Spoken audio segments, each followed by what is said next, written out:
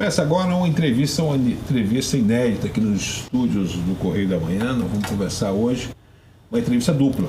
Mas por quê? São os irmãos Amorim. Os dois têm o mesmo sobrenome, estão na política e hoje representam um fato de ter dois irmãos que tiveram uma projeção política aqui no Rio de Janeiro muito grande.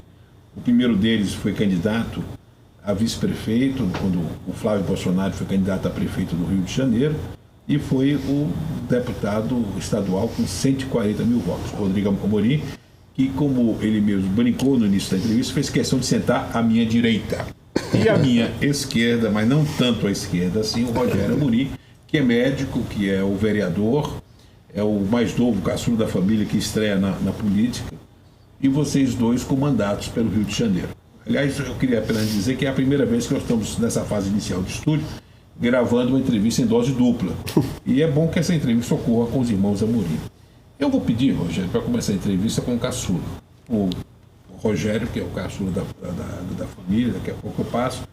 Rogério, como é que foi seguir os passos políticos de um irmão vitorioso na política? Sempre uma honra. Na verdade, sou médico, sou neurocirurgião, nunca antes tinha exercido cargo político nenhum e resolvi entrar na política, obviamente, seguindo os passos do Rodrigo. Eu me envolvi bastante desde a campanha dele, da campanha eleitoral, e no mandato dele. E eu vi que eu acho que eu deveria dar a minha contribuição para a cidade do Rio de Janeiro. Eu acho que durante muito tempo a política ficou desacreditada e o que aconteceu naquela eleição de 2018 foi muito marcante. Eu acho que foi um claro recado da sociedade no desejo de se fazer uma nova política, um jeito diferente de se fazer a política. E motivado por isso tudo, eu aceitei esse desafio e me lancei e, graças a Deus, fui vitorioso nessa eleição. E aí, a responsabilidade sua, Rodrigo, depois de um mandato conquistado, lançar o irmão na política? Mas ele continua operando ainda, né? Sempre. O Rogério é um cara, sempre foi muito caxias, muito disciplinado. Então o Rogério continua conjugando essa vida de médico, neurocirurgião e de vereador, um grande vereador no Rio de Janeiro. A gente brinca que o Rogério não dorme. Ele opera, às vezes à noite, passa visita nos pacientes pela manhã bem cedo. E aí, no caminho para o hospital, ele já está perturbando a turma da equipe nossa. Fizemos um gabinete integrado, né, na Alerj e na Câmara Municipal. E ele já está ali dando os comandos. A grande verdade é que a gente tem somado as nossas características. Nós nos complementamos totalmente. Concordo plenamente. O Rogério... Nos complementamos até em temperamentos, em posturas. Eu acho que é muito interessante essa união. O Magnavita, o Rogério, ele até... Mas deixa eu só fazer confidência aqui. Outro dia clonaram o telefone do Rogério. Verdade. E ele recebeu uma mensagem sua pedindo dinheiro. E você recebeu uma mensagem do Rogério pedindo dinheiro para você. Aí você viu na hora que era fraude, porque na hora, né? Você na hora, dinheiro aí, o Cláudio Magnavita. Dupla jornada de salário. Eu percebi logo que era trote, porque habitualmente ao longo da nossa vida, desde pequenininho, sou eu que vou lá pedir dinheiro pro Rogério, mexer no que ele tá guardando, que sempre foi um cara muito controlado, muito centrado, muito racional. Exatamente. Então eu vi logo que era trote. Agora, quem vê vocês dois na política, quem conhece, a gente sim, a mídia tem esse poder de informação, tem uma percepção exatamente da figura truculenta, político, que mete, pega o microfone, quadra, quebra a placa, vamos falar sobre isso ainda hoje. Enfim, aquele político truculento. E o Rogério, aquele cara mais manso, que chega na política, hoje conquistou, tem um relacionamento extraordinário na Câmara dos Vereadores. Mas as pessoas não sabem que existe uma ciência política por trás disso, que você se preparou para esse mandato que você tem, porque você é advogado, você seguiu a carreira de seu pai e sua mãe, né, como advogado, e você estudou muito a questão partidária, a questão das alianças, dos pequenos partidos, e você foi construindo ao longo desse período uma ciência por trás dessa mecânica de legenda partidária, ocupou posições como secretários municipais dentro desse contexto de alianças partidárias, até chegar a ser vice do Flávio Bolsonaro e depois um vereador com 140 mil votos. Eu queria que você falasse exatamente desse processo científico que está por trás do advogado que resolveu entender e compreender o mecanismo da política. partidária, principalmente. Sem dúvida nenhuma. Na realidade, essa questão minha com a política nasce no âmbito do Mercosul. O Brasil foi até agora o único país que não fez eleição direta para o parlamento do Mercosul. Diferente... Isso durante uma incursão sua no Uruguai, né? Exatamente. Eu fui na vida privada, né? Na vida empresarial, eu tive uma passagem ali no âmbito do Mercosul. Acabei ocupando alguns assentos na Secretaria de Fundações do Mercosul. E ali fiz uma pós-graduação no Uruguai. E ali eu pude viver um pouco do parlamento do Mercosul. Diferente da comunidade europeia, em que o parlamentar da comunidade é eleito e tem uma força muito grande, tem mandato, nós não fizemos eleição direta. Foi num momento conturbado do Mercosul, que o Brasil não tinha membros diretamente representados, a representação é indireta, como é até hoje, e foi um momento de ingresso da Venezuela na contramão de qualquer processo ali, naquela força da Venezuela absolutamente à esquerda. Então eu fui um crítico veemente disso e volto para o Brasil com o intuito de ingressar na política. Começo a conhecer um pouco do universo partidário, sobretudo o partido como cartório. Ou seja, os pequenos partidos. Pequenos partidos Ou seja, legendas sem nenhuma base, estruturação... que eu falo ideológica ou jurídica, e que acabam sendo uma mercadoria de tempo de exatamente. Ou de... Os pequenos partidos ali funcionando sem nenhum viés ideológico definido, funcionando como aluguel à disposição de uma eleição naquele momento. Então eu participei ativamente do processo de montagem partidária em 2010, 2012 e através desse processo de montagem partidária eu me cacifei, com base também na minha experiência pessoal como advogado para participar no secretariado na Baixada Fluminense, e a partir daí assumo a gestão de um partido em 2016 e tenho a honra de ter concorrido à eleição de 2016 ao lado do senador Flávio Bolsonaro para a Prefeitura do Rio de Janeiro. Fui vice-prefeito do Flávio Bolsonaro. Agora, completando essa tua fala, eu recebo algumas críticas na Assembleia. Vamos corrigir. Não é corrigir, vamos botar os pontos i. Você concorre a vice do Flávio, mas você ia ser vice de um outro candidato. Pois é, eu ia ser vice do Osório e naquele momento eu tinha construído um partido... secretário do Trabalho, de transporte de Estado, e tinha tido uma passagem no município do Rio também. Na construção naquele momento, já fazendo uma lógica diferente do tradicional, eu tinha montado uma chapa de vereadores para a cidade do Rio de Janeiro, absolutamente heterogênea, que seria uma eleição como foi, uma eleição competitiva, sobretudo nesse espectro centro-direita. Tivemos muitos candidatos concorrendo e ali eu já sabia que seria uma eleição muito competitiva, o prefeito Crivella com chance efetiva de ganhar, como ganhou. Tinha um desafio, que é o meu desafio permanente, não permitir que Marcelo Freixo ocupe qualquer cargo no Executivo, que é uma temeridade, uma aberração para o Rio de Janeiro, um contrassenso. Então, nessa lógica, foi montada uma chapa de vereador competitiva. E aí resistimos às ofertas da política tradicional, do toma lá da cá da política tradicional, e isso fez com que fosse cacifado para uma disputa de vice-prefeito. Estava tudo acertado. Véspera, né? Tudo acertado para... Soube que foi na véspera. Na véspera, na semana do registro de candidatura, o deputado Otávio Leite, dirigente do PSDB, o Osório era do PSDB, chega no Rio e o acordo ali foi desfeito, porque, segundo ele, era necessário uma composição na chapa proporcional de vereador. E aí você tinha prometido que da proporcional de vereador, que na chapa de vereador você não ia agregar nenhuma estrela, ninguém com mandato, nenhuma grande figura. Mais chance. Né? Para a nominata se tornar competitiva. Ou seja, para não trair a sua base, eu refutei o acordo e aí fui para casa. É verdade que pensando. A pé do centro da cidade até Tijuca. Magna Vida, os que me acompanham sabem disso. Que eu fui tão indignado, fui até o Tijuca andando, pensando na vida. E aí, obviamente... Mas na madrugada o Santoro te liga. Pois é. Aí eu recebo um telefonema de um amigo querido e que estava participando da organização da campanha do Flávio Bolsonaro, que é uma figura carismática, um cara muito querido, Flávio Bolsonaro, tijucano como eu. A gente não tinha feito política junto, mas já havia, além da relação de admiração, a perspectiva do Flávio embarcar numa candidatura de prefeito do Rio de Janeiro. E foi decidido também no final, ali, nas vésperas da eleição. E justamente quando eu tinha recebido o não de um projeto que estava consolidado e montado, Eu fui com o Flávio Bolsonaro e foi a maior decisão, a melhor decisão que fiz. E Primeiro aí, que foi uma afinidade... uma afinidade ideológica profunda e uma afinidade pessoal de um cara que eu admiro, que eu tenho a minha gratidão. Os meus 140 mil votos, 666, eu faço questão de frisar os 666 votos. Cada voto é voto. E, na verdade, eu devo ao senador Flávio Bolsonaro, a minha gratidão ao senador Flávio Bolsonaro, aquele processo que vivemos em 2018, que acabou deflagrando todo um processo que todo mundo conhece, como o Rogério bem disse, a expressão de um desejo da população de romper com o sistema, com a política tradicional. E completando o que você tinha dito anteriormente, eu sou acusado na Assembleia Legislativa de promover e sou absolutamente fiel às pautas que nos elegeram em 2018. Eu sou um dos deputados que mais enfrenta o PSOL, a esquerda na Assembleia, e sou acusado dessa guerra, que eu acho muito salutar para a democracia. Agora, falou em guerra, Magna Vita. Você entra, deixa eu passar, não monopoliza a palavra. Temos aqui um vereador. Eu sou o irmão mais velho, cara, eu sou o irmão mais velho. Irmão mais velho, aqui, você está com quantos anos? Eu tenho 42. E você? 38. 38. Então eu queria voltar a você, Rogério, na questão do bombeiro que você foi e na questão das redes sociais, na questão da placa da Marielle.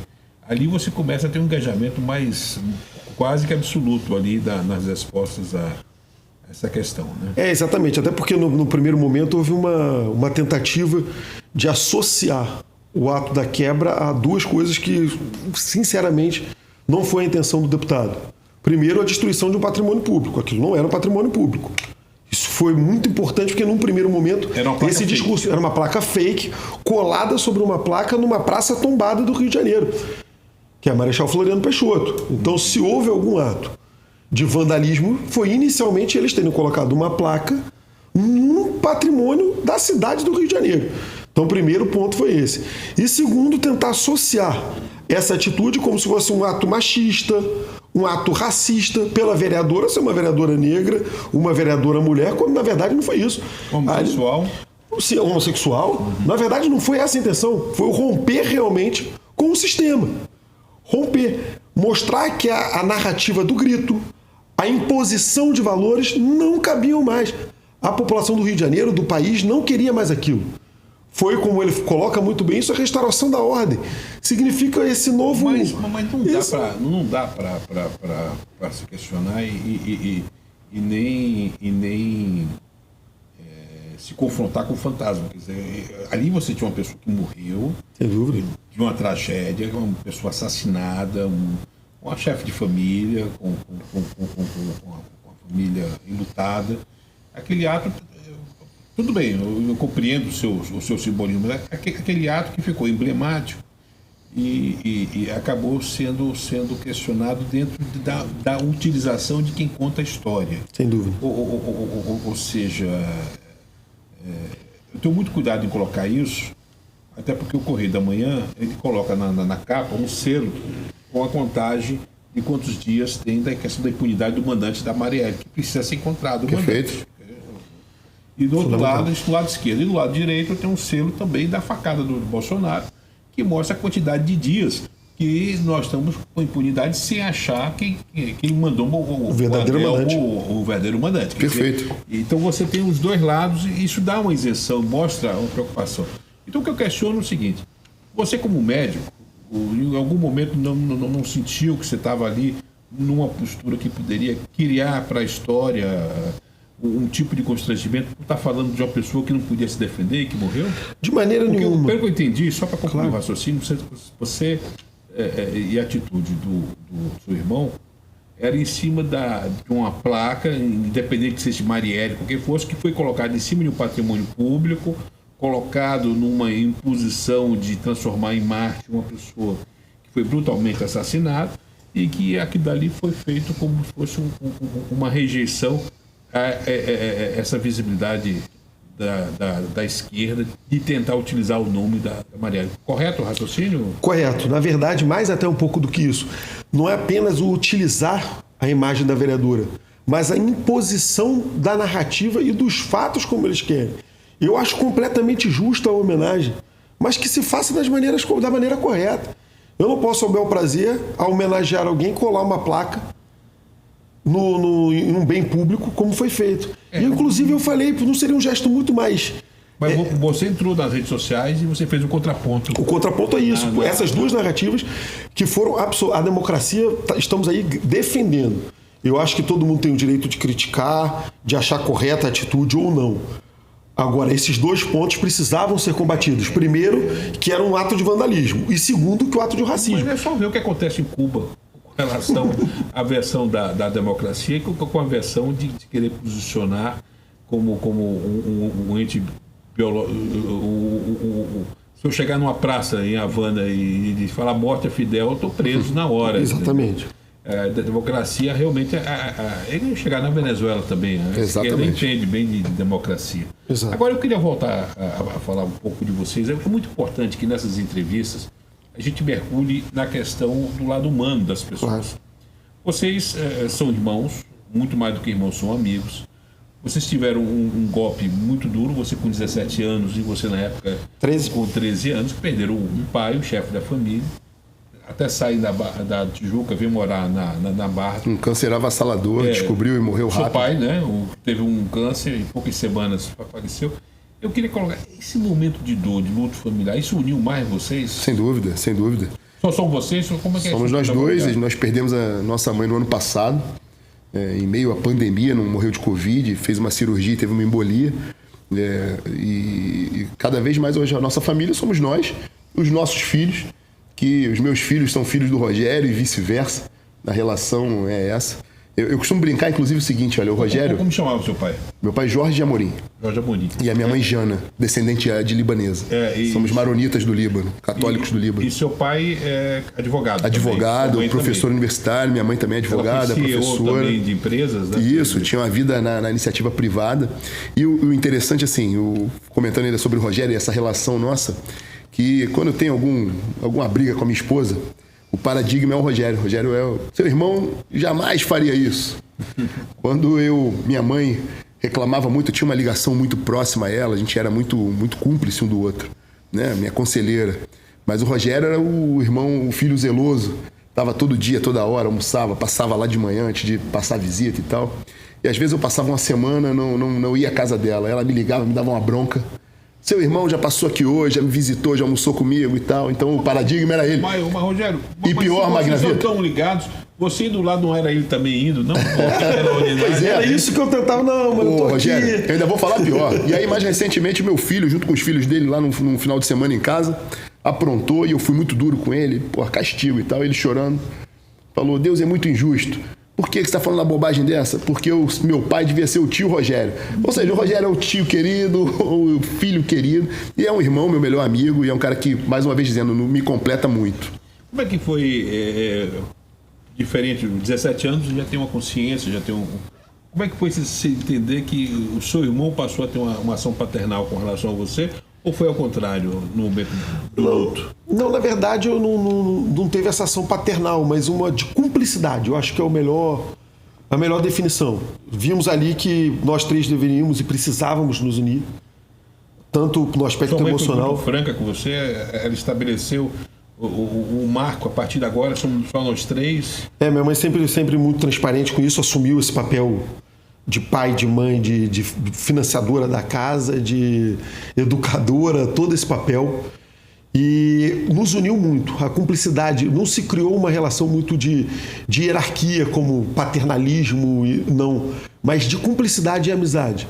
Tô com esse problema aqui, me ajuda a resolver. E vice-versa. O que é o problema de um é o problema de um nos momentos difíceis financeiros que atravessamos durante essa fase de, você me dá uma calça que eu te dou uma camisa, eu preciso numa festa, você me dá o seu sapato e eu te empresto a minha blusa. Esse tipo de cumplicidade em todos os sentidos. E foi que vocês transferem isso, a questão da paternidade, para os filhos? Eu não falo os seus filhos com o filho dele, os seus filhos e os seus filhos. Como é que vocês... São os melhores amigos. Os dois são dois filhos do Rogério, 2 filhos meus, né? Um casal de filhos meus e 2 filhos do Rogério. Os nossos mais velhos são muito amigos, são muito próximos e tem uma característica muito própria. A menina, que é a Duda, que é a nossa querida ali, o nosso xodó. E o filho mais novo do Rogério, que é muito parecido comigo, do jeito, a forma de... E vai ser o nosso herdeiro político, sem dúvida nenhuma. É um moleque que fala com todo mundo, sabe, bom de papo.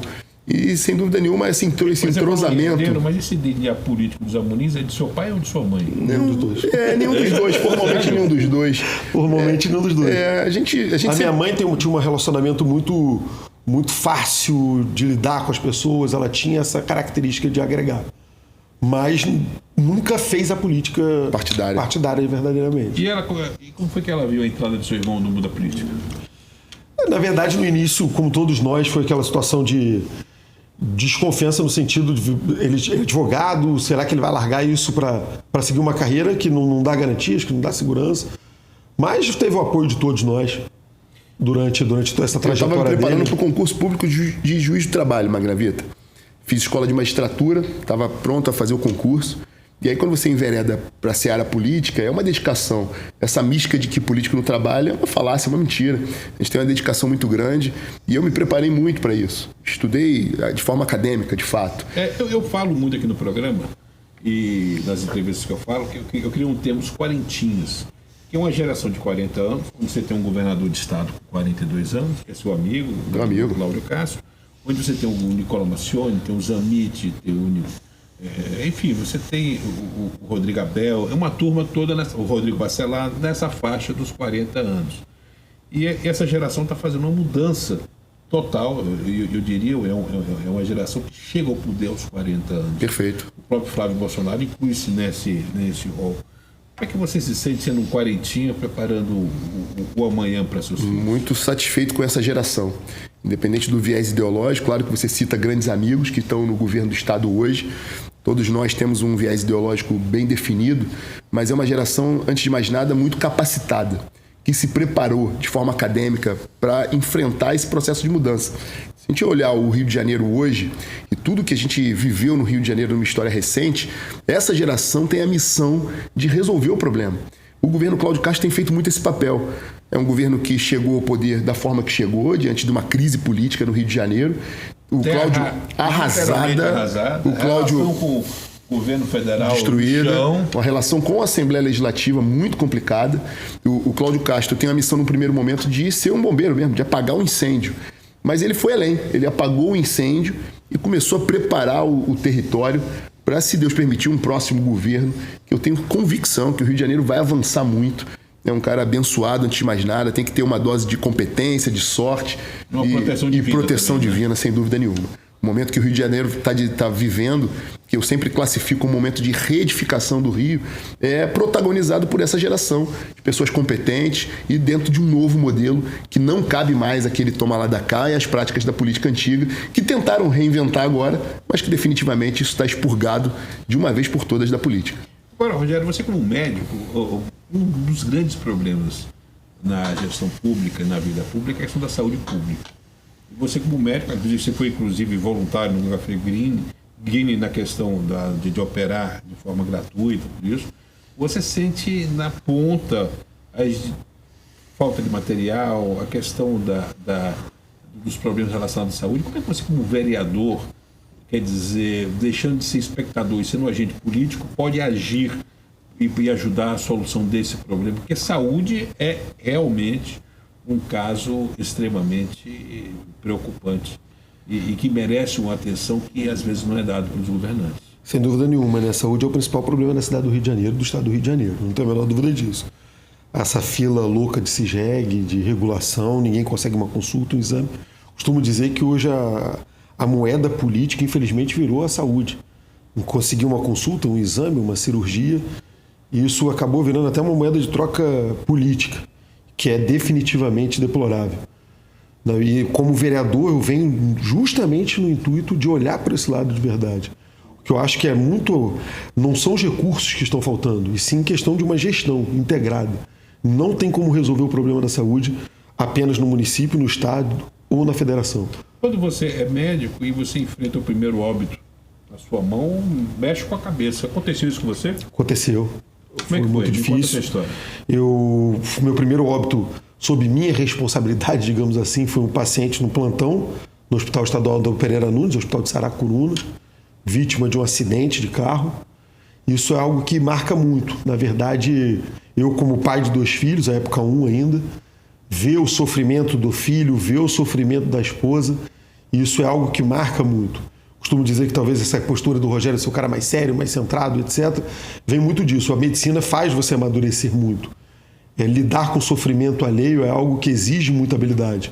Você tem que ter a dose certa de humanidade, mas esse conceito de que o médico é frio e isso não importa para ele é um grande erro, porque a partir do momento que você perde essa dose de humanidade, você acaba não exercendo a medicina da maneira correta.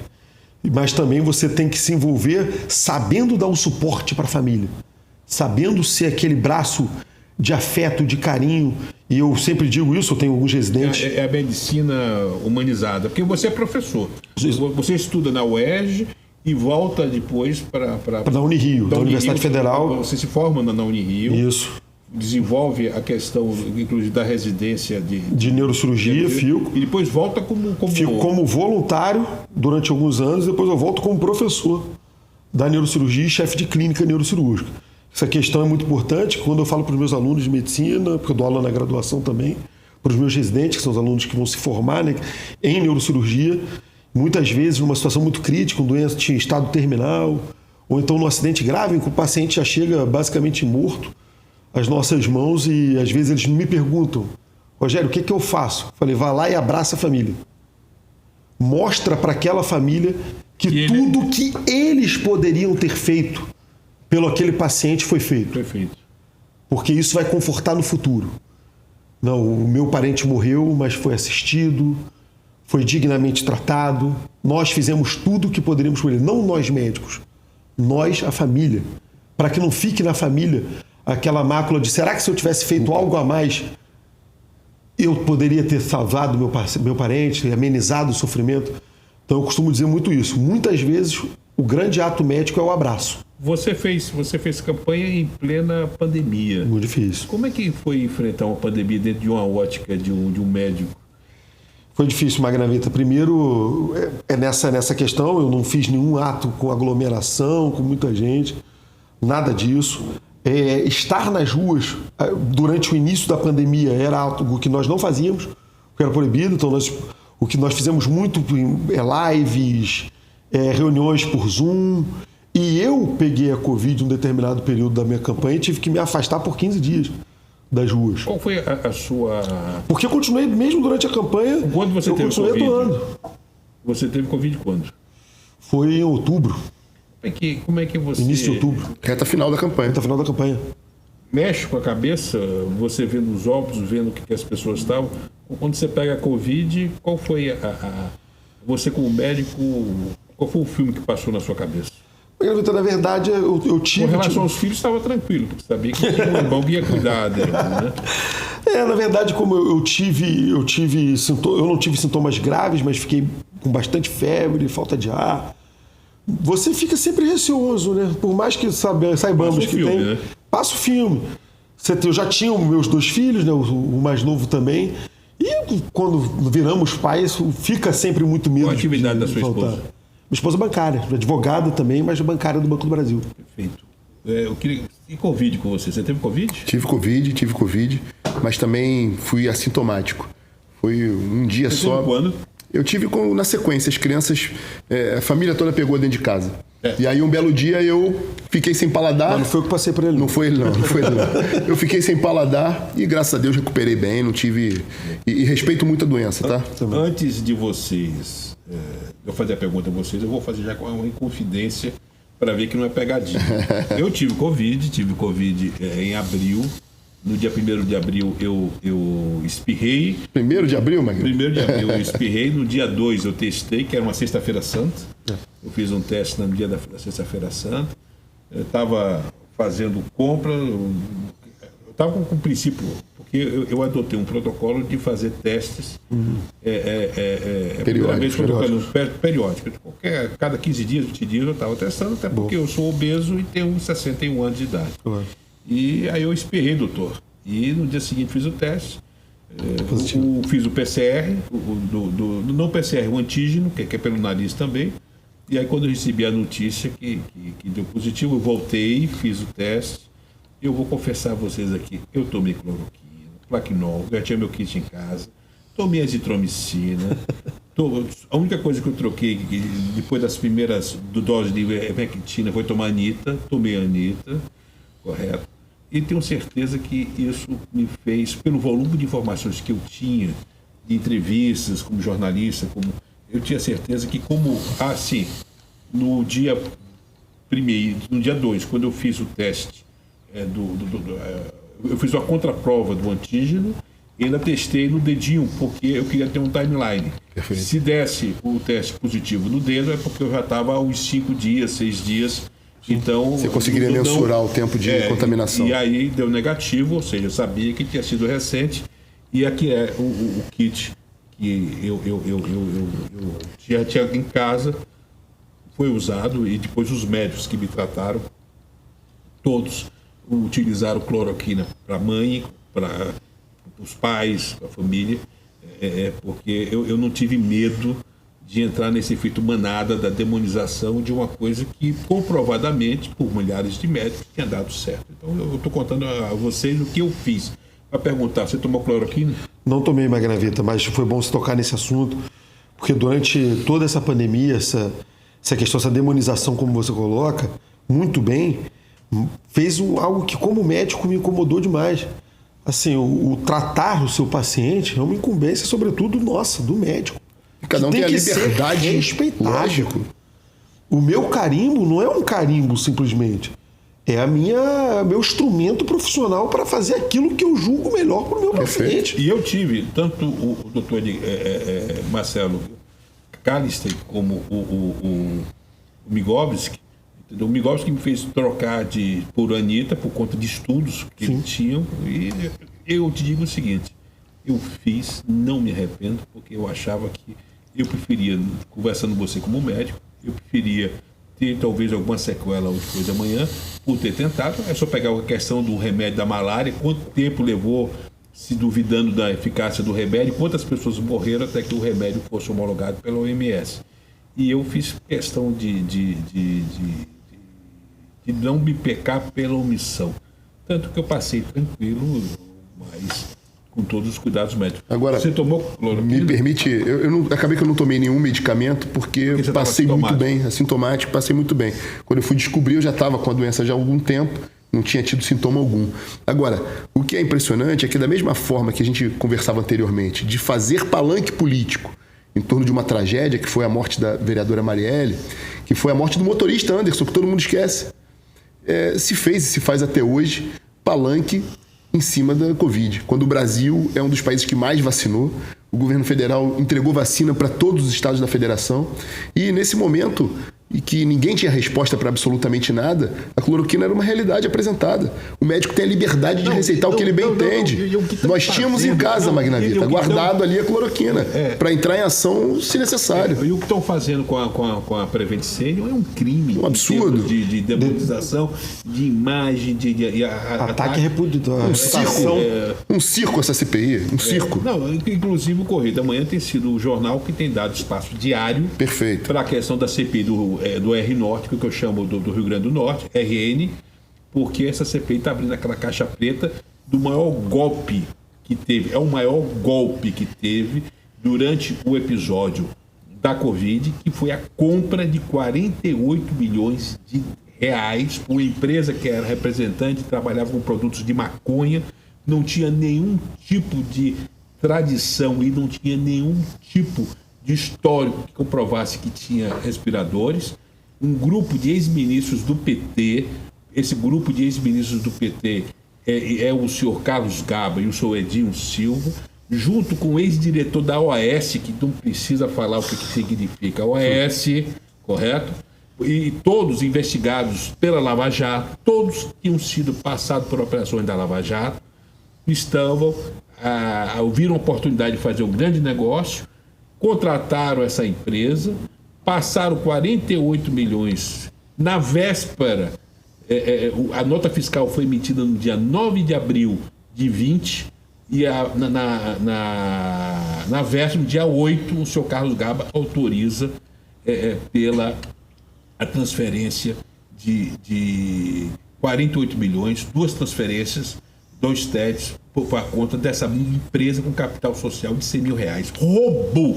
Assalto. E eu questiono que é a quantidade de pessoas que morreram porque esses respiradores não chegaram. Exatamente. Então você vê, e a CPI ignorou, não, foi pior, negou o requerimento do senador Girão, que não permitiu que se investigasse essa quadrilha. Perfeito. E esse dinheiro não foi achado. E não será. Pois é, então você tem um caso concreto, mas por quê? A nota, deputado, que está feita pelo consórcio, no final, eles fazem a questão, a apologia política que estão contra o negacionismo. Ou seja, é um ente 100% político. Então é inacreditável e eu aproveito que esse programa está sendo compartilhado pelas redes sociais de vocês, para que a gente faça uma reflexão sobre a utilização da política para atingir interesses eleitorais ou eleitoreiros em detrimento do povo. Perfeito. Então, Perfeita colocação. Aliás, a sua atuação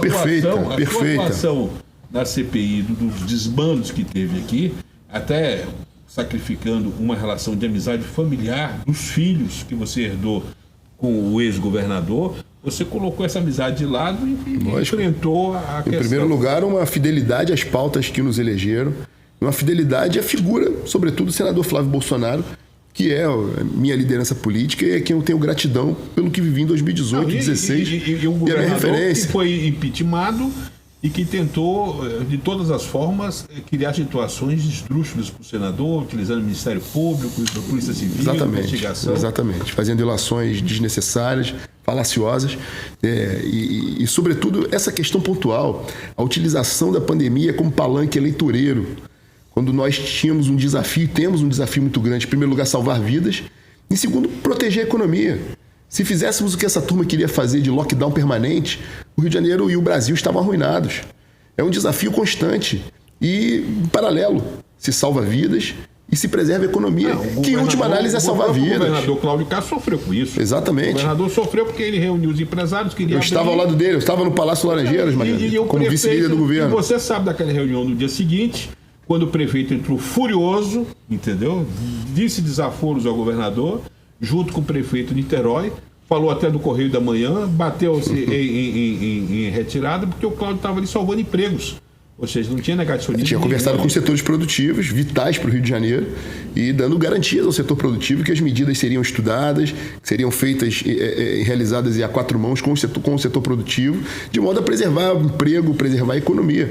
E o governador Cláudio Castro se saiu muito bem nesse aspecto e conduziu muito bem a pandemia, como tem conduzido. O Rio de Janeiro é o estado da federação que comprou os insumos. A gente recebe a vacina do governo federal, mas o Rio de Janeiro fez o dever de casa, o governador Cláudio Castro, e comprou os insumos mais baratos do Brasil, economizando. As seringas para as injeções foram compradas a centavos. Exatamente. Enquanto teve estados aí da esquerda. Sem falar a logística para entregar a vacina. E, aliás, o Chaves, fazer uma homenagem aqui ao nosso doutor Chaves, seu legítimo, colega. Saudoso doutor Chaves. Que foi um herói. Herói. Morreu em combate. Fazendo uma operação de guerra. Para entregar em todo o território do estado do Rio de Janeiro. Propiciar essa vacinação em massa do jeito que Agora, já que estamos falando em estado do Rio de Janeiro, eu quero fazer uma pergunta do seu colega, doutor Luizinho, que é o nosso eterno secretário da Saúde, deputado federal. Estava nessa reunião do Laranjeiras, tá? Ele ficou calado. Entrou mudo e saiu calado, lógico. Eu queria só colocar o seguinte: como é que você vê essa questão das OS? Você tem um deputado que é tido como um deputado probo, mas com as conexões com Mahatma Gandhi, OS. Isso não preocupa, não? Porque você tem uma pessoa com mandato utilizando isso para abrir portas e abrir cofres, né? Sem dúvida, sim. As OS, por mais que entendamos que alguns pontos elas têm que ser utilizadas realmente, aumenta a nossa responsabilidade como vereador para, de fato, investigar, avaliar, ver se os recursos estão indo de maneira adequada e, sobretudo, se estão ou não tendo desvios. Você já colocou a lupa no Viva Rio, na prefeitura? Estamos fazendo. 1,5 bilhão de contratos, inclusive contrariando normas da prefeitura, que permite mais do que 3 ou 4 contratações, e aquilo dali sendo entregues sem nenhum tipo, e ao mesmo tempo não recebendo, porque você ao ver o noticiário da Rede Globo e ver o que é que estão batendo no prefeito, porque ali não adianta ser amigo da família Marinho, mas que ali se apanha porque você está... É tão flagrante a ineficiência de Viva Rio, né? Magravita, me permite, já que você está tocando nesse assunto, a Viva Rio tem contratos com o governo do Estado. O Rogério diz que o modelo, de fato, essa relação, sobretudo a relação de emprego dos profissionais da saúde, numa dinâmica peculiar que é a saúde, ela é muito complexa. Obviamente, é necessário muitas vezes, como acontece, se lançar de um contrato com um ente privado, como é a OS, para que possa colocar o serviço na rua. O Rogério conhece isso melhor do que ninguém. Agora, eu tive a oportunidade recente, sou vice-líder do governo, amigo pessoal, aliado do governador Cláudio Castro, e tenho a mais absoluta convicção. Não é a política de saúde que o governador determina o que tem acontecido em algumas OS no âmbito do governo do Estado, mais precisamente em algumas UPAs. E aí eu dou a referência da UPA da Tijuca. Nós somos tijucanos, você sabe disso. Eu fui à UPA da Tijuca. Quem está tocando a UPA da Tijuca? É Viva Rio. Viva Rio. Cheguei na UPA da Tijuca, pessoas aglomeradas em plena pandemia, uma senhora chorando, mais de 4 horas sem ter o primeiro atendimento na UPA da Tijuca. Eu fiz ali, não estava como deputado, estava como cidadão que sou, e ali fui ao departamento pessoal. Você não falou com o governador, não? Falei com o governador, criaram óbices para que eu entrasse. E aí eu cumpri o meu papel de fiscalizador, e aí constatei ali aberrações. Por exemplo, uma servidora não tinha um responsável médico no momento, apenas os plantonistas, e aí a minha crítica eu não quero fazer sensacionalismo com isso. Não é o profissional que está na ponta, mas é a falta de organização e controle da OS. A folha de ponto, Magnavita, ela acontece numa folha, num papel de pão, embaixo de um teclado, com uma funcionária fazendo a folha de ponto no computador naquele momento. Ou seja, quem garante que aquele ponto está sendo aferido de fato? Outras aberrações ali dentro. E eu estou de olho, sobretudo, nesses contratos da Viva Rio. Até porque o Estado, literalmente, está adimplente com as OS. Perfeito. O governador Cláudio Castro está pagando e não é a política que ele quer. Não é problema lógico. De gestão. Agora, você não vai botar... Como é que você está botando a lupa? Porque o teu irmão já disse que está fazendo. Como é que você está botando a lupa? Na verdade, Porque você conhece. Você conhece, e sendo médico, lhe dá uma bagagem de ser um fiscal privilegiado. Sem dúvida. Entendo como funciona. Está na Comissão de Saúde, né? Sou vice-presidente da Comissão de Saúde. E a lupa é verificar o contrato, Magravita. Não existe outra forma. É verificar o contrato, ver se o serviço está sendo prestado na ponta. Sim, concordamos que nós tivemos os últimos 4 anos no Rio de Janeiro de muita dificuldade do ponto de vista financeiro, do ponto de vista de gestão. Entendemos que essa fase inicial está sendo utilizada para colocar os pingos nos is, a casa em ordem, só que a cidade precisa das respostas. Eu já disse, e precisamos começar a entregar à população. Eu já disse em editorial no Correio da Manhã que o grande problema nosso, além de ser a impunidade, é impunidade para crimes hediondos, porque numa pandemia, fazer o que o senhor Edmar fez, com a anuência de um Mário Peixoto, o senhor Lucas Tristão, os contratos da Helena Witzel, o Witzel reabilitar a Unir, aí vai... Você sabe o que está faltando no Brasil? Pena de morte, para casos como esse. Eu falo isso, já escrevi isso, já assinei. Se a gente fizesse como a China, pegasse esses corruptos e não mandasse a conta para a família pagar a bala, entendeu? Esses problemas estariam parcialmente resolvidos, como é o caso do Nordeste. Quer dizer, o cara é ex-ministro da Dilma, andava de moto, Harley Davidson com a Dilma na garupa, um cara íntimo, até falo que íntimo até demais da Dilma, e esse cara vai para a Bahia, assume o consórcio, faz uma negociata de 48 milhões de reais na compra de respiradores de uma empresa que era fabricante, negociava produtos da Canibas. O logo da empresa é uma folha de maconha. É uma folha de maconha o logo da empresa. E esse cara paga antes da nota fiscal 48 milhões. A PGE exigia que houvesse uma garantia, que acho que o artigo 52 da 8666 da lei de licitações exige que houvesse uma garantia para um pré-pagamento. Não é feito essa garantia. Esse dinheiro desaparece e ficam os 9 governadores do PT, do PSB, de oposição, PSDB lá pro PSC lá desculpa, PSC não, PCdoB. PCdoB, que era o Flávio Dino, que mudou, e fica esses governadores querendo dar uma de moralista. A esquerda sendo a esquerda, né? Não aprenderam com a Lava Jato? Você acha que vai ser como a eleição de 2022? Olha, é um ambiente de polarização ideológica, obviamente, mas tenho a convicção que a resposta das urnas vai ser tal qual 2018. A população cansou, demonstrou em 2018 que não aguenta mais, quer mudança, e nós estamos de saco cheio dessa guerra cultural, dessa guerra de narrativa que tenta nos impor goela abaixo o tempo inteiro, de nos trazer a ditadura do politicamente correto, quando na verdade praticam esses absurdos, como você está dizendo, o Rio Grande do Norte fazendo. Eu vinha para cá para encontrar com vocês, para essa entrevista, eu ouvi na CBN, estava a Miriam Leitão falando na CBN, ela sendo entrevistada, dizendo propérios, todos os adjetivos possíveis contra o presidente da República, e ela pode, você vê que o Bolsonaro nunca pediu controle de meios de comunicação como o Lula está pedindo. Mas você não acha que o governo, o pessoal à direita, não sabe fazer oposição? Porque esses casos, por exemplo, o da CPI do Rio Grande do Norte, era para estar aí nas manchetes, nas redes sociais de todo mundo. E às vezes fica ocorrido amanhã, como eu só repito uma coisa, quando nós começamos a mostrar de forma inédita os malfeitos que está nas manchetes do Correio da Manhã do ex-governador Wilson Witzel, ninguém acreditava. Eu tive empresários achando que era a campanha do jornal. Depois da gente bater, os outros jornais começaram, porque a gente mostrou tanta coisa, como estamos mostrando agora dessa CPI, que as pessoas não tinham mais como ficar calado. Quer dizer, é o contraponto de uma mídia que apenas só diz a verdade. Se você parar para pensar, a história do Brasil revela que aproximadamente de 30 em 30 anos a gente passa por uma grande transformação. Pós-Constituição de 88, na eleição de 2018, a gente viveu uma grande transformação com o desejo da população de mudança, um governo que veio para mudar a história do Brasil, e o que nos falta talvez seja a maturidade de nós que chegamos ao poder nesse momento, em primeiro lugar para não se... contrapor, porque em primeiro lugar de contrapor. Eu estou achando que a direita anda envergonhada. Se contrapor com organização e competência. Não adianta só fazer barulho. Mas a direita está envergonhada ou não? Não adianta fazer barulho, tem que ter competência e trabalhar.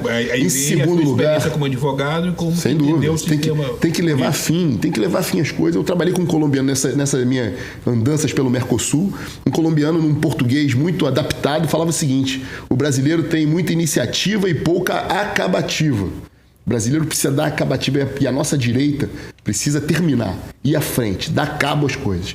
A outra questão é uma autofagia. Nós não podemos mais nos destruir como os deputados eleitos, com medo de perder a eleição, um atacando o outro. Eu jurei, para tudo que é sagrado, para meus orixás, eu como nasci em Salvador, mas que adoro o Rio de Janeiro, que eu não ia perguntar isso. Mas quem puxou foi só eu. Ele pediu antropofagia, então vamos falar de quinoploque. Porque vocês eram Cosme e Damião. Eu chamava você de Cosme e Damião. Saímos muitas vezes na coluna. O que aconteceu com esse Cosme e Damião?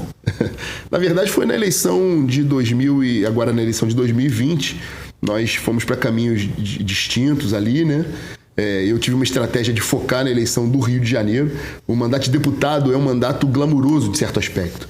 Mas tem pouca efetividade na vida do cidadão. Até porque as missões mais afetas à vida do cidadão comum são no âmbito municipal. Então era fundamental, até como estratégia política, ter um vereador dentro do nosso grupo político.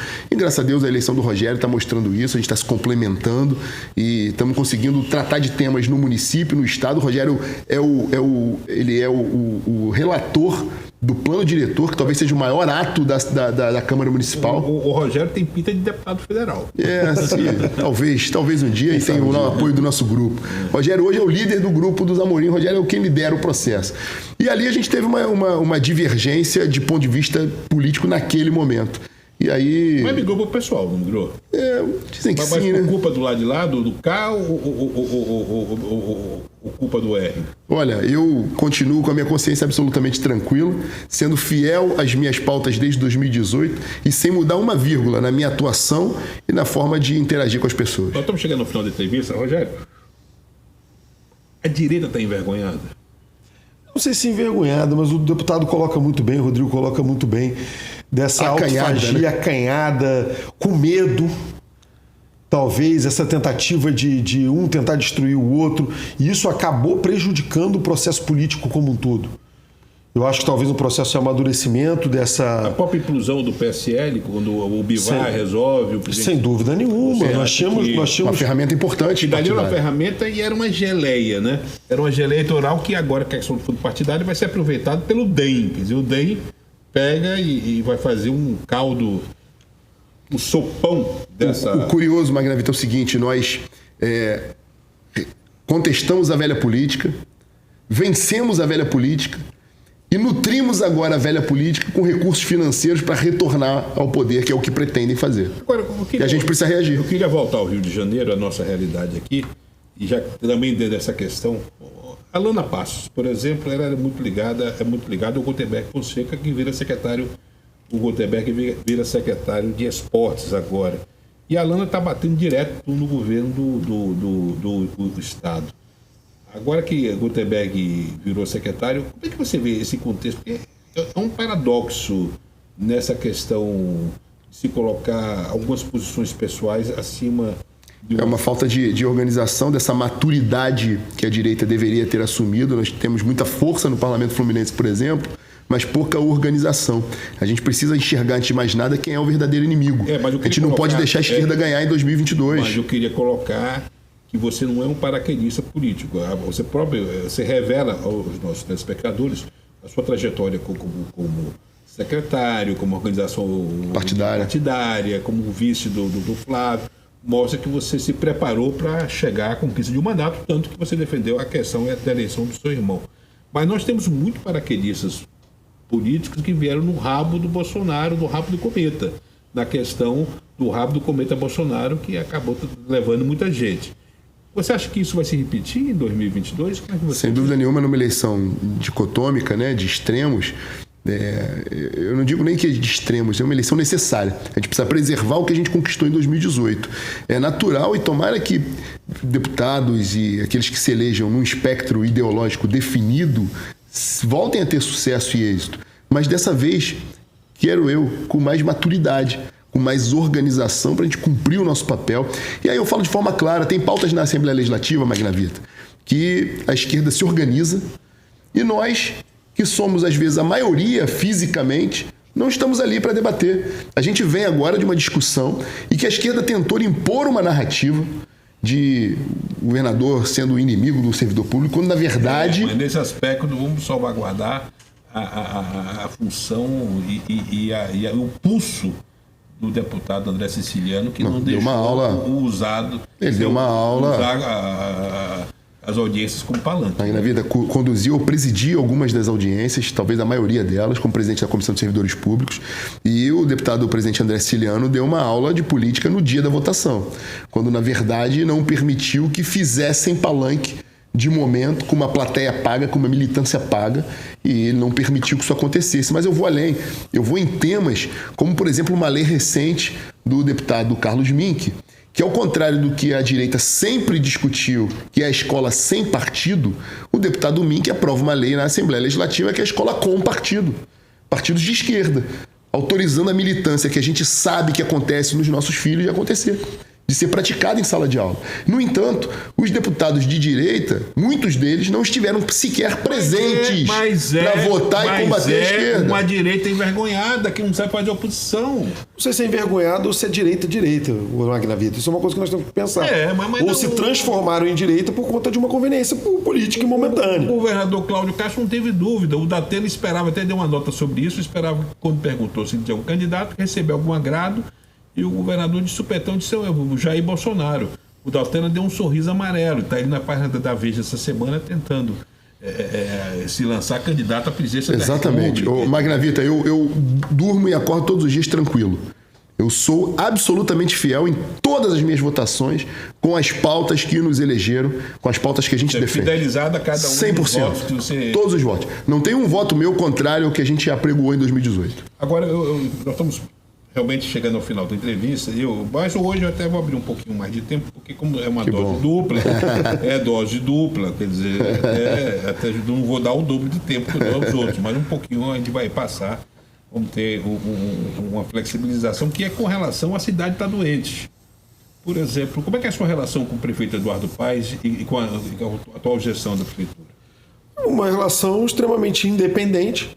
Eu apoio aquelas pautas que eu julgo que são justas e boas para a cidade do Rio de Janeiro. Acabamos de viver uma, que foi a reforma da Previdência, por exemplo, que nada mais foi do que a regulamentação que veio da reforma de Brasília, que eu apoiei, o projeto Reviver Centro, por exemplo, que é uma tentativa de trazer de volta, resgatar o centro da cidade, mas naquelas pautas que eu sou contrário, eu marco minha posição firme e mantenho, graças a Deus, um bom relacionamento na casa, justamente por conta dessa independência dessa posição. Um bom relacionamento e o diálogo com o Carlos Caiado, você com o próprio presidente siciliano, não significa ser subserviente. Né? De jeito nenhum. Eu, como independência, mantive... Você tem uma amiga de infância que virou vereadora, chegou... Tenho, Tainá de Paula, fomos amigos de colégio.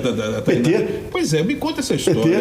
Amigo de infância. De infância, nós estudamos juntos. Mesma sala, sentávamos um do lado do outro.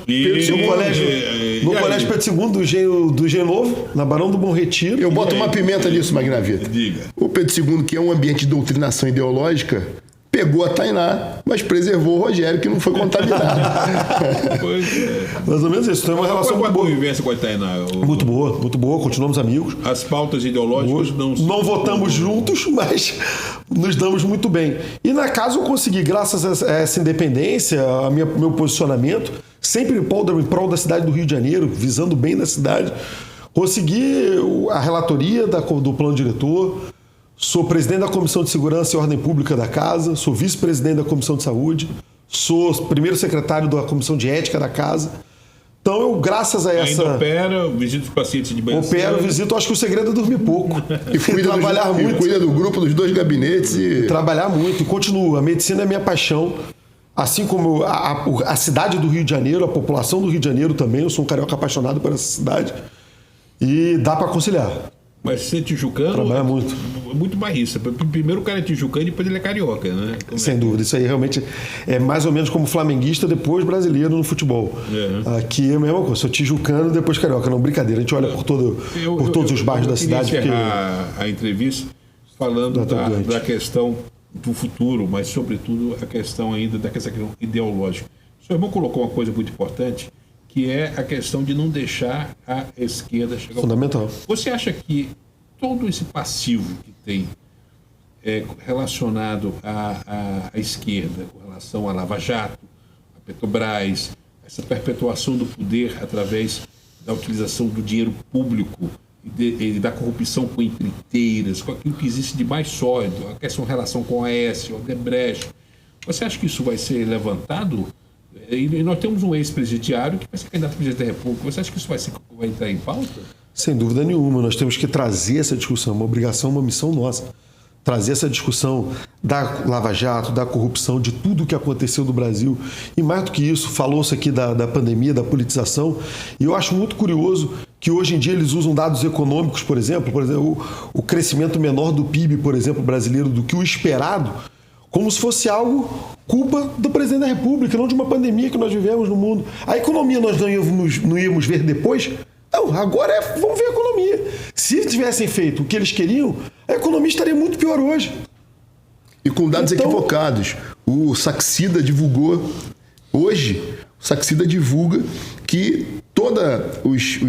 as agências de pesquisa, toda a imprensa, a extrema imprensa, não a imprensa séria, mas a extrema imprensa divulga dados deturpados, comparando o Brasil e a Argentina com números equivocados. A perda face à pandemia foi muito pequena do Brasil, tranquilamente sendo recuperável. O PIB maior que o Japão esse ano. Sem dúvida.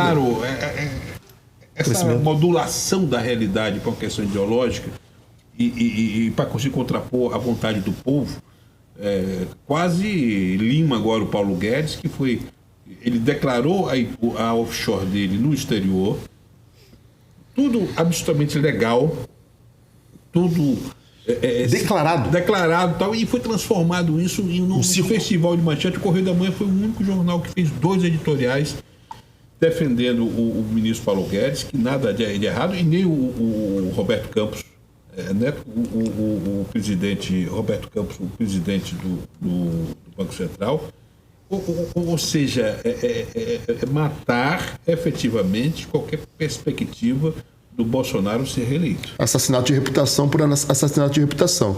Nós temos uma missão muito grande quando eu qualifico a esquerda. Em primeiro lugar, essa cleptocracia. A quadrilha que assaltou o Brasil.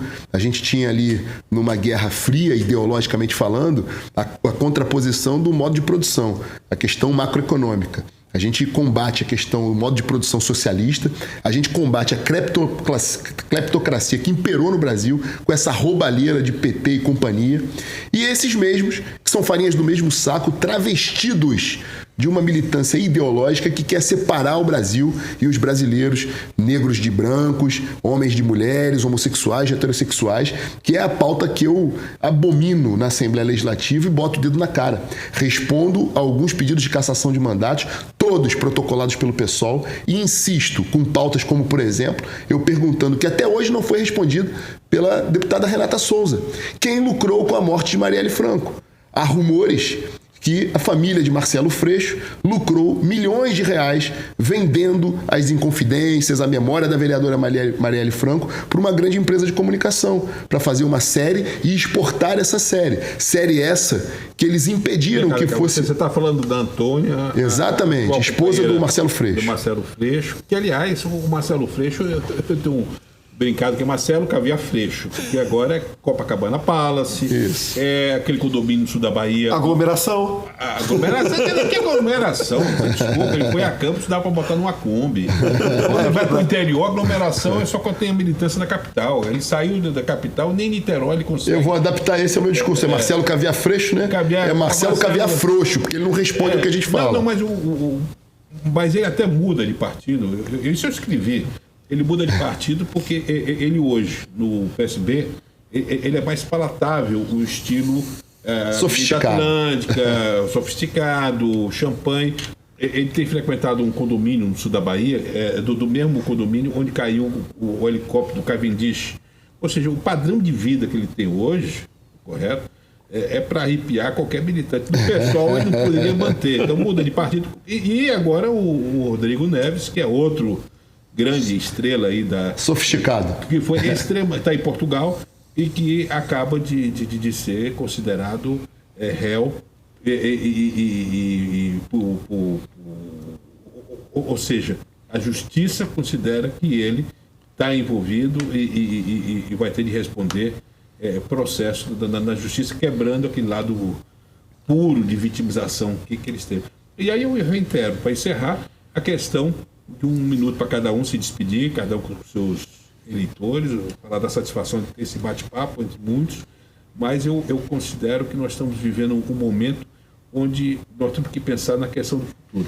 Você acha que Freixo efetivamente vai ser o candidato que vai se confrontar com o Cláudio Castro nas ruas? Eu acho que ele é frouxo até para ser candidato. Talvez nem candidato seja. Está tentando agora abraçar a polícia quando deixava ser fotografado do lado dos piores traficantes desse estado. Está tentando fingir que gosta de polícia quando pediu a desmilitarização da polícia. Ele tem ojeriza a arma. Mas ele tem um batalhão. Tem um batalhão. À disposição dele. Eu chamo de batalhão também, inclusive quero te parabenizar, que você foi o primeiro que deu isso. Eu fiz um requerimento de informação, pedindo informação oficial do governo do estado para que explique quais são esses policiais que estão à disposição de Marcelo Freixo. Eu tenho convicção que são policiais na clandestinidade. Não há sessão formal, a gente está apurando isso. E o que é um batalhão do Freixo, por que não ser considerado uma milícia do Freixo? Quem tem uma tropa particular, armada, clandestina, sem sessão oficial, é milícia. Eu quero saber quem são esses servidores, a que termos eles foram cedidos para Marcelo Freixo e, mais do que isso, saber que armamento esses servidores levam consigo, que tipo de carro, de viaturas blindadas que Marcelo Freixo usa quando ele é deputado federal em Brasília, talvez na Bahia ou no Copacabana Palace. Não se pode ter um discurso da boca para fora. Ele tem que praticar aquilo que ele apregoa. Bom, queria agradecer, obrigado. Seu encerramento também. Queria agradecer, Magnavita, essa honra de poder estar aqui com você. E colocar que nós precisamos realmente manter o que nós começamos em 2018. É preciso fazer essa mudança no Brasil, na cidade, no estado do Rio de Janeiro. É preciso barrar toda essa cleptocracia, como bem vocês colocaram. Você sabe que essas pautas que tanto arruinaram o Brasil. Tem um editorial do Correio da Manhã relacionada a que eu falo sobre a cleptomania da esquerda.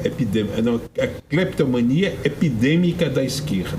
Exato. Porque os caras não podem ver um pote de ouro que querem meter a mão na cubuca. Exatamente. Confrontar, olhar o passado e ver tudo o que aconteceu para poder fazer as escolhas corretas, certas, para mantermos o Brasil, nosso Estado, na linha, no eixo, rumo ao desenvolvimento, ao crescimento, que essa pandemia impediu. Eu tenho certeza que o cenário nacional, o cenário do Estado do Rio de Janeiro seria completamente diferente se nós não tivéssemos vivido essa pandemia, esse duro golpe na economia, na saúde, na vida de todos nós. Bom, muito obrigado. Você foi ótimo. Tem os dois, gostaria que um complementa o outro. Entendeu? Você, como médico, cuide da nossa cidade que está doente, da nossa política que está enferma, quase na UTI. E você, como advogado, que faça cumprir a lei e a ordem. Muito obrigado a todos. Chegamos ao final desse programa. Esse programa desse estúdio do Correio da Manhã, que vai também para podcast, vai também para ser transcrito para o nosso Correio da Manhã. Obrigado pela audiência.